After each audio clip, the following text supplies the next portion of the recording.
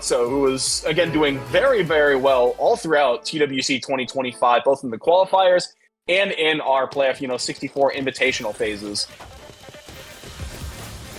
Yeah, no. Alright, they're doing a quick... Yeah, no, we're just straight into it. I don't know why I thought they were doing button checking, but they're just straight into it here. No, the button check happened while I was ranting about things. Sorry about that. I don't know why. I don't know why I thought I'll blame myself on that one. I'm blanking out. we'll lock back in just like these players lock back in. Alright, and interestingly enough, both players relatively close on the efficiency side and pretty comparable on speed to boot. I think it's really going to come down to who, which player is able to build up a surge effectively and build up those spikes and, not only achieve those, but make sure to pair those with some kind of attack outside of surge to make sure that those attacks are hitting at the weakest point and making sure that they are taking rounds. And you can see both of those surges timed at roughly the same time, so going to be essentially neutralizing both of those. Jack, you had the all clear. Okay. I mean, I guess the all clear is not where we put Miss PC in the chat. Sure, yeah. If you want to put Miss PC in the chat, feel free to. But despite Jack, not going for the PC, Jack does get the win. Yeah, didn't miss the PC, but didn't miss the win here. All right, early eye to kick things off. GYAN going for Fairy Cannon again. We didn't see a lot of this before, but there is the quad all clear. However, I'm not sure that was that's a pretty hefty counterattack. Yeah, that was unfortunate. So Jack didn't go for the all clear, won a round. GYAN went for an all clear, Jack still won the round. So maybe Jack's onto something here. The illusion of free choice. It doesn't matter who gets the all clear. It apparently is not advantageous. All right, this spike might be something. Actually, Jack manages to go through it pretty nicely. And honestly, has been pretty content with a bit of a slow start to each round, and then kind of evaluating resources later.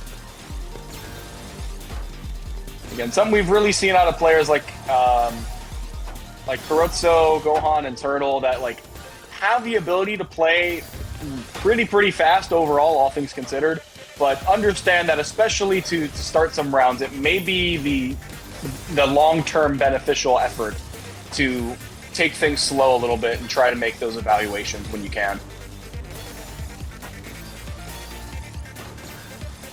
Yeah, and you can see there, now that things are a little bit more in Jack's favor, starting to speed up, trying to get a lot of damage out very quickly. GYAN does have a bit of a center while trying to poke the surge from Jack. Manages to do so successfully, but gambles on so many resources. Oh my goodness. Manages to survive, but not for much longer. Yeah, no, that's a heartbreaker. GYAN really, effort. GYAN really wanted to get Jack to use that surge, and that really, that's what Jack did. Jack used the surge. It's one of the hardest things as well when you're on surge episode, because not only do you have to find something where you send enough of a spike where it forces your opponent to break their surge, you have to make sure that that's not an overcommitment of your resources, because if it is, then you're not able to retaliate against that spike. That miss drop was rough for GYAN. Jack is... This is 4-0 for Jack right now. Hot start here. Yep. Alright, and there's the PC over. Jack just building on top of the PC opener. Not going for PCO. There's a lot of garbage, but GYAN manages to get enough out of the tank in time that is finally going to be enough to top out Jack, despite how much garbage was being received. Alright, another Fairy Cannon start here for GYAN. That's a Trinity set? Okay, there's just... You know what? I will say, some people have said that GYAN is one of the, just too much in the lab, and I may have to agree. There's a lot of setups there, but at the end of the day, it's just... The flow chart is very difficult to work with in Tetrio. Yeah, GYAN. A lot of potential, but GYAN had a good Trinity setup, but unfortunately, I think hesitated too much after the fact. And that's what caused another one. Oof. Alright, that's pretty solid. Okay, bit of a smaller surge send there from GYAN, but Jack also as well doesn't really have like a strong counter spike prepared for anything. So not too bad there, all things considered. Jack with the very awkward Z-spin. I think that was probably the wrong direction, but it kept off spin, so worked out all right. Still trying to keep that back-to-back surge. Not able to make it to 4 and get that extra bonus from getting that surge completed. And GYAN with enough garbage that will force the top out for Jack. And although things are still a very strong start overall from Jack, GYAN is starting to get a little bit of wings, or a little bit of air under those wings. Oh, and there's the 3 wide to follow up that spike there from GYAN. And one of the benefits of it as well, not only does it send a lot of garbage, but because it ends with the combo, a lot of that garbage ends up as cheese on your opponent's board, even if they try to counter it early on.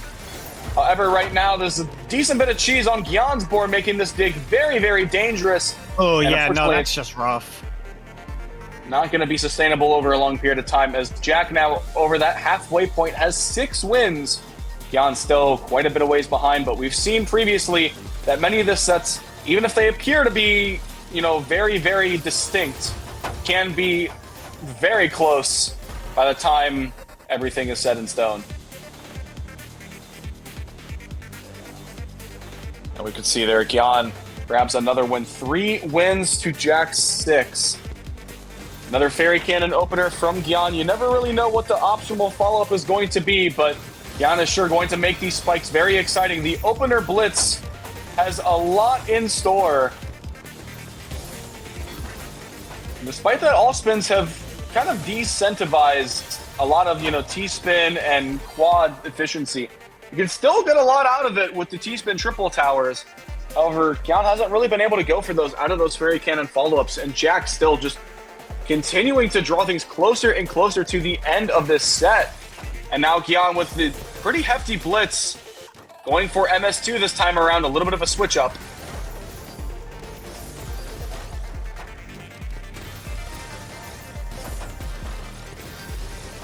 All right, a lot of clean garbage going both ways. Jack right now, I think a little bit of a better board state, but GYAN trying to look for some combo play to try and get a little bit more cheese onto Jack's board. Oh, and goes for the dono, the floaty boy. Oh, but GYAN with the down stack. Both players. Oh, and I really want to stress that point as well on the down stack. You can see, because people may also hesitate a little bit, because like GYAN wanted to put that L piece in the center for the cleaner board follow-up, but it would have been on the exact line that would have resulted in a top out. So that option was no longer available for GYAN. And so all of that spike there from Jack, literally every single line was important in that damage and earned Jack the win.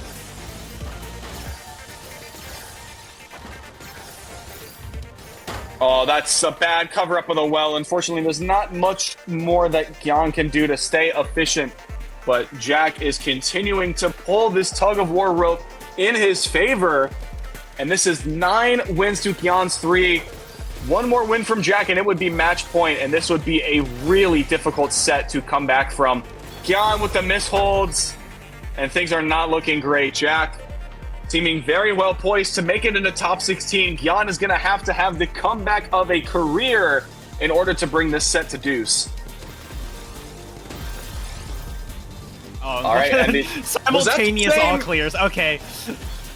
Did they both do TKI into PC? I think they both did. Yeah, that was just a... Yeah. All right, well, we've got the 1 APP from GYAN, and this spike is not stopping anytime soon. This might be what GYAN is looking for, but there's still not a lot of surge getting built very quickly. Just making it harder to solidify that... Oh, okay, never mind, stand corrected. Yeah, Jack was kind of taking that a little too easy. Resting on his laurels a little bit too much, it seems like. Yeah, it's been okay. All right, GYAN going back to Fairy Cannon. And as that happens, we are now, looks like the other stream has ended, and we are now we are converging as one into the last of these matches. Well, I think there may only be one more set for the evening, unless GYAN is able to keep this run alive. GYAN keeping, oh my, GYAN saw the numbers spike up and is now thinking, yeah, okay, we need to keep this going on for a little bit longer. Well, again, if GYAN is not able to pull, what is this, at least 6 games in a row, this is going to be the end of GYAN's tournament run, potentially out at 17th. It would still be a phenomenal run by all means, but I know for a fact, and everyone understands, that GYAN is going to be looking for that top 16 spot if it is possible. And well-timed spikes from both GYAN and Jack. Jack is going to have a couple of misdrops afterwards, and that's going to cascade into another win. GYAN is now 2 games back-to-back. The momentum could be starting to build. However, Jack still only needs 1 more round. Regardless of which round it ends up being, as long as it's before GYAN gets to 10, it could be the top 16 ticket that Jack is looking for.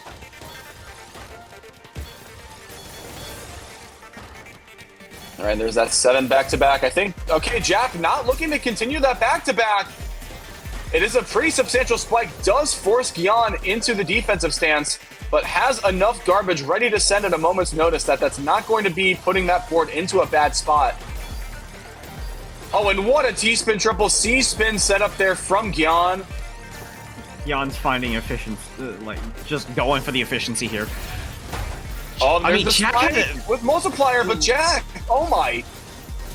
Yeah, Jack had to break that. Oh, that's a lot of garbage. That surge. And that's going to be it. That's going to be how it ends. Jack's going to be the one to move on to the top 16 here.